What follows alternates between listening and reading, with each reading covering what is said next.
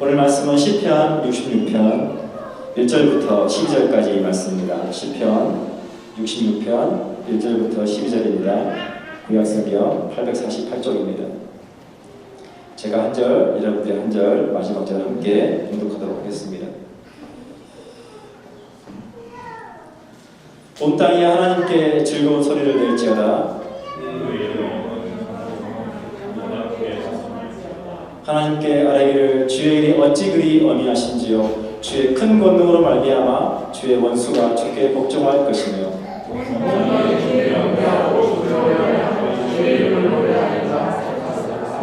와서 하나님께서 행하신 것을 보라. 사람의 아들들에게 행하심이 어미하시도다. 하나님이 나라를 인하여 목적하게 하셨으므로 우리가 거듭나면서도 우리가 거듭나고 말미암아 통하였다. 그가 그의 능력으로 영원히 다스리시며 그의 눈으로 나라들을 살피시나니 거역하는 자들은 교만하지 말지어다. 셀라.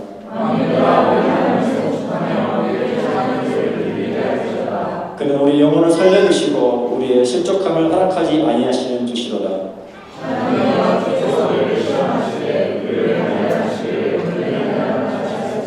우리를 끌어 그물에 걸리게 하시며 어려운 짐을 우리 허리에 메어 주셨으며 사람들이 우리 머리를 타고 가게 하셨나이다. 우리가 불과 물을 통과하였더니 주께서 우리를 끌어내사 풍부한 곳에 들이셨나이다. 아멘. 오늘 본문은 1절에 온 땅이여 하나님께 즐거운 소리를 낼지어다 라고 시작합니다. 여러분 살아오시면서 너무 좋아서 나도 모르게 그냥 크게 이렇게 외쳐보신 적 있습니까? 너무 기뻐가지고 나도 모르게 흥분해서 저희가 아파트에 살 때가 있었는데 아파트에 살다 보면 가장 큰 이슈가 층간소음이잖아요. 근데 2002년도에 대한민국에는 층간소음 문제가 없었습니다. 월드컵 때문에 온 국민이 월드컵을 응원하느라고 얼마나 뜨겁게 응원했는지 모릅니다. 한 번은 이제 새벽에 경기가 있었는데 제가 시간이 맞지 않아서 잠을 자고 있었는데 갑자기 잠을 자다가 와 하는 거예요. 여러분 무슨 뜻입니까? 우리나라가 골을 넣었다는 거죠. 그때는 층간소음이 문제가 아니라 온 아파트가 동시에 와 하는 거예요. 여러분 우리가 인생을 살아가면서 우리 안에 그런 감동이 있고 우리 안에 그런 기쁜 일들이 많이 있으면 좋겠습니다. 여러분 하나님 안에서 그런 삶의 순간들 여러분 계획하고 준비했던 것들이 마침내 이루어지고 여러분 아이들이 우리 가정의 여러 가지 일들이 잘 해결돼서 하나님 너무너무 감사합니다. 우리 안에 그런 기쁨들이 충만할 수 있기를 소망합니다. 찬양은 우리가 예배를 드릴 때 예배의 한 순서가 아니라 우리의 고백이 되어야 합니다. 우리의 기쁨과 하나님에 대한 감사의 마음을 담아서 우리가 하나님 앞에 올려드리는 우리의 신앙 고백이 되어야 됩니다. 오늘 3절에 보면 하나님께 아뢰기를 주의 일이 어찌 그리 어미하신지요. 주의 큰 권능으로 말미암아 주의 원수가 주께 복종할 것이며 라고 되어 있습니다. 주의 원수가 주께 복종한다. 오늘날 우리의 상황에 비춰서 갖고 말하면 우리를 두렵게 하고 우리 삶 가운데 문제가 되었던 것을 하나님께서 축복으로 바꾸신다라고 하는 거예요. 주께서 원수를 복종케 하신다. 주께서 우리의 문제를, 우리를 두렵게 하는 것들을, 막막했던 것들을 어떻게 해야 될지 모르는 그 문제들을 하나님께서 축복으로 능히 바꾸시는 하나님이시다. 오늘 시편 기자는 하나님 앞에 그런 하나님에 대해서 믿음으로 고백하고 있다라고 하는 것입니다. 사랑하는 여러분, 우리가 하나님을 예배하는 이유를 한번 생각해 보면 좋겠습니다. 어떤 분들은 마음의 평안함을 얻기 위해서 예배를 드리는 분도 계시고 또 어떤 분들은 신앙생활을 하지 않지만 가족의 평화를 위해서 또 남편과 아내를 위해서 또 아이들을 위해서 예배를 드리시는 분도 계십니다. 또 어떤 분들은 마치 내가 예배를 드리지 않으면 왠지 하나님께 혼날 것 같아서 예배를 드리는 분들도 계세요. 어떤 분들은 종교적인 의무감에 일주일에 한 번씩 예배를 드리시는 분들도 계십니다. 여러분 사도행전 3장 1절로 8절에는 우리가 왜 예배를 드려야 되는지 아주 너무 중요한 스토리가 하나 나와 있습니다. 제가 읽어드리겠습니다. 제9시 기도 시간에 베드로와 요한이 성전에 올라갈새 나면서 못 걷게 된 일을 사람들이 외우니 이는 성전에 들어가는 사람들에게 구걸하기 위하여 날마다 미문이라는 성전문에 두는 자라. 그가 베드로와 요한이 성전에 들어가려 함을 보고 구걸하여 베드로가 요한과 더불어 주목하여 이르되 우리를 보라 하니 그가 그들에게서 무엇을 얻을까 하여 바라보거늘 베드로가 이르되 은과 금은 내게 없거니와 내게 있는 것으로 내게 주노니 나사렛 예수 그리스도 이름으로 일어나 걸으라 하고 오른손을 잡아 일으키니 발과 발목이 곧 힘을 얻고 뛰어 서서 걸으며 그들과 함께 성전으로 들어가면서 걷기도 하고 뛰기도 하며 하나님을 찬송하니. 여러분 성경 시대에는 누군가가 아프면 그 사람이 아픈 이유를 죄 때문에 아팠다라고 간주했습니다. 그래서 나면서부터 안진뱅했다라고 하는 이 사람의 상황은 사람들이 죄인 취급하는 거예요. 그가 앉아있던 곳은 성전 미문 앞이라고 기록되어 있습니다. 미문이라고 하면 풀어 말하면 아름다운 문 앞에 안진뱅이가 앉아있는 거예요.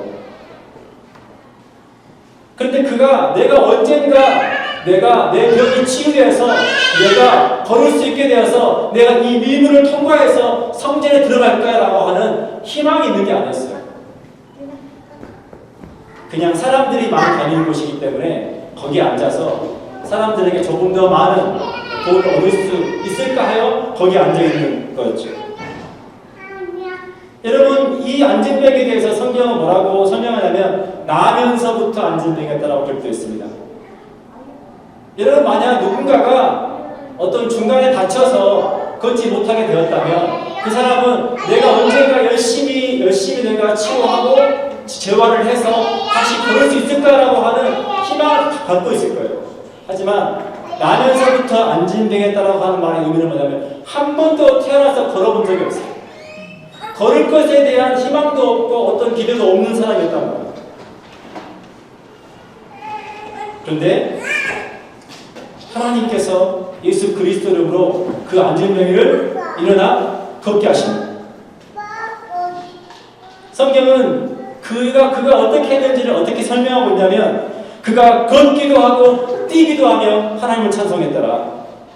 한 번도 자기가 일어나서 걸을 수 있을 거라고 기대하지 못했던 그 안진뱅이가 나사렛 예수 그리스도로 고침받고 나니까 너무 좋아서 걸으면서 이게 지금 꿈인지 생신지 걸으면서 너무 좋아서 뛰면서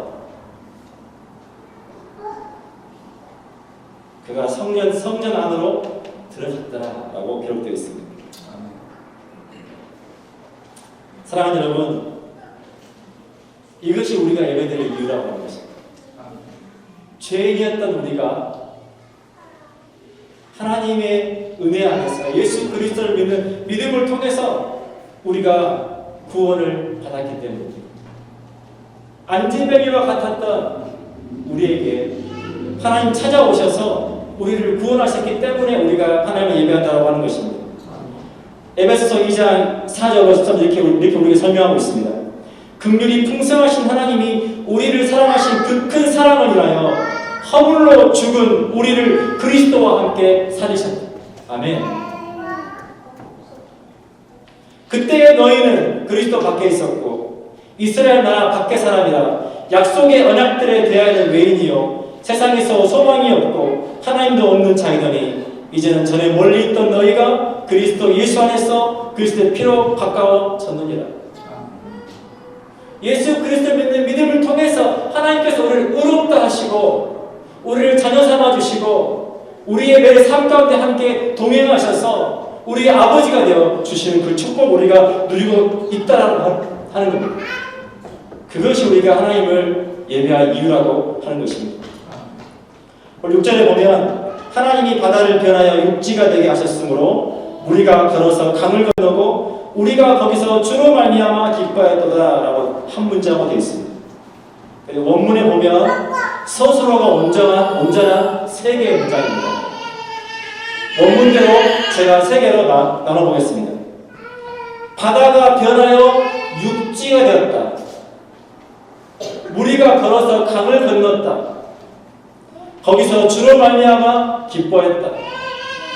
하나님께서 이스라엘 백성들을 애굽으로부터 노예되었던 애굽으로부터 이끌어내셔서 그들 약속의 땅 가나안 땅으로 이끌어 가실 때 그들이 홍해바다 앞에 머물러 있을 때 하나님께서 그 홍해바다를 가르시고 그곳을 마른 땅 되게 하셔서 건너게 하신 것에 대해서 말하고 있는 거예요. 그리고 하나님께서 요단강을 건너서 믿음으로 요단강을 건너서 마침내 약속하신 그 약속의 땅 가나안 땅에 들어가게 하셔서 하나님을 말미암아 기뻐했던 것에 대해서 말하고 있다라고 하는 것입니다. 사랑하는 여러분, 우리 인생은 광야 이전과 같습니다. 모든 사람이 최선을 다하지만 우리의 인생이 우리의 계획대로 사라지지 않는다는 것을 너무나 많이 경험하고 있습니다. 우리의 자녀 문제, 우리의 사업의 문제, 직장의 문제, 학업의 문제, 우리가 계획한 대로만 되면 너무나 좋겠지만 그렇지 않다는 것을 여러분 너무나 많이 경험할 것입니다. 제가 청년 때 윤길라 목사님과 함께, 윤길라 목사님 목자셨고 제가 청년이었고 함께 세운 공부를 했던 기억이 납니다.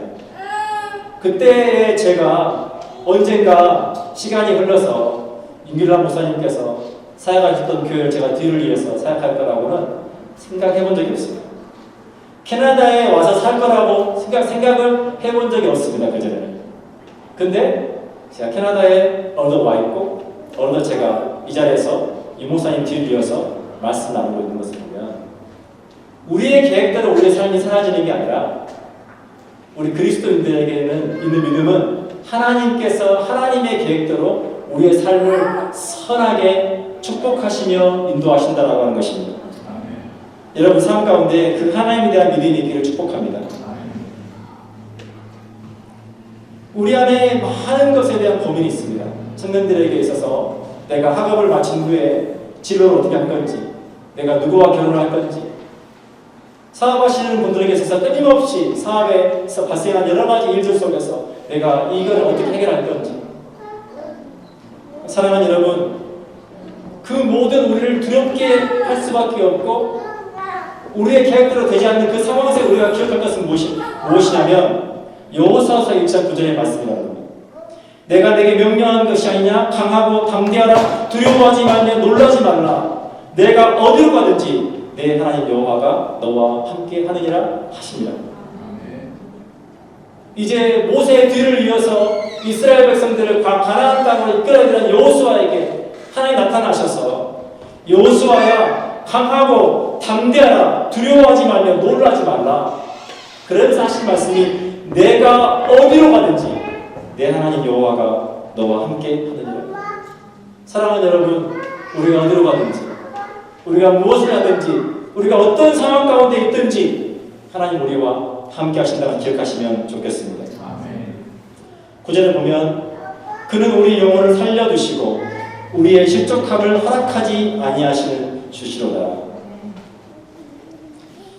시편 121편의 시편 기자가 이렇게 고백합니다. 내가 산을 향하여 눈을 들리라. 나의 도움이 어디서 올까? 우리가 인생을 살아가다 보면 이 말씀이 떠오를 때가 있어요. 내가 산을 향하여 눈을 들리라. 나의 도움이 어디서 올까? 너무나 막막하고 어려운 순간에 하나님, 나의 도움이 어디서 옵니까? 시편에 이렇게 고백합니다. 나의 도움은 천지를 지으신 여호와에게서로다.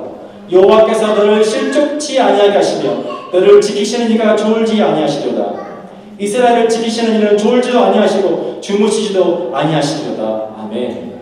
하나님께서 저와 여러분을 지키시고 졸지도 아니하시고 주무시지 아니하시고 실수하지 아니하시고 저와 여러분을 도와주신다는 것입니다. 그러면서 계속해서 고백합니다. 여호와는 너를 지키시는 이시라. 여호와께서 내 오른쪽에서 내 그늘이 되시라니 낮에 해가 너를 상하게 하지 아니하며 밤에 달도 너를 해치지 아니하리로다. 여호와께서 너를 지켜 모든 환난을 면하게 하시며 또 내 영혼을 지키시리로다. 여호와께서 너의 출입을 지금부터 영원까지 지키시리로다. 아멘. 제가 필리핀에서 선교를 할 때 수요일마다 여학생들 기숙사에 가서 함께 기도회를 했어요. 이제 갈 때는 그 찌푼이라고 하는 대중교통을 이용해서 학교까지 갑니다. 근데 기도회가 끝나고 나면 대중교통이 끊겨요. 그때 제가 차가 없었기 때문에 그때 학교가 숲속에 있었어요. 숲속에. 굉장히 한적한 숲속에 있었는데 밤에 그 길을 걸어 나오면 웨딩이 하나도 없어요. 그리고 차가 한 대도 안 지나가요. 왜냐하면 택시기사들 안에 귀신을 봤다라고 하는 소문이 있어서 택시기사도 그 길을 무서워서 안 지나가요. 밤에. 그러니까 밤에 캄캄한데 숲속길을 혼자 제가 걸어서 집에까지 가야 되는 거예요. 무섭더라고요. 안 들었으면 좋은데 또 괜히 귀신 이야기를 들어가지고 무서운 거예요. 그래서 한번 이렇게 말해 본 적이 있습니다. 귀신아, 있다면 나와봐라. 내가 한번 보고 싶다. 이렇게 무섭더라고요. 근데 여러분, 그때 제 마음 가운데 있던 두려움을 조금이나마 없애준 것이 무엇이냐면 하나님께서 지금 나와 함께 하신다는 거예요. 나는 무섭지만 두렵지만 하나님께서 나와 함께 하신다. 그거 생각하니까 안 무서운 건 아니고 좀 덜 무섭고 덜 두려운 거예요. 여러분, 우리 삶 가운데 우리를 두렵게 하는 일들이 있잖아요. 우리 마음을 아프게 하는 일들이 있잖아요. 우리가 하나님께서 우리와 함께 하신다는 것을 우리가 기억하고 기도할 때 하나님께서 우리가 가지고 있는 그 믿음을 통해서 그 어려움을 이겨내게 하실 줄로 믿습니다. 오늘 10절과 12절 이렇게 말합니다. 하나님이여 주께서 우리를 시험하시되 우리를 단련하시기를 은을 단련함 같이 하셨으며 우리를 끌어 그물에 걸리게 하시며 어려운 짐을 우리 허리에 메어 두셨으며 사람들이 우리 머리를 타고 가게 하셨나이다. 우리가 불과 물을 통과하였더니 주께서 우리를 끌어내사 풍부한 곳에 들이셨나이다. 여러분, 이게 무슨 이야기입니까? 하나님께서 우리를 시험하신다는 거예요. 우리를 단련하시고 우리를 그물에 걸리게 하시고 어려운 짐을 우리 허리에 메어리게 하시고 사람들 우리 머리를 타고 가게 하시고. 여러분, 이게 무슨 이야기죠? 하나님께서 그렇게 하신다는 거예요. 하나님께서 저와 여러분 가운데 그런 고통의 시간, 고난의 시간, 어려움의 시간들을 허락하신다는 거예요. 왜냐하면 예레미야 29장 11절에 이렇게 예레미야 선지자가 포로되어 있는 이스라엘 것을 이렇게 말합니다. 여호와의 말씀이니라. 너희를 향한 나의 생각을 내가 아나니 평안이요 재앙이 아니니라. 너희에게 미래와 희망을 주는 것이다.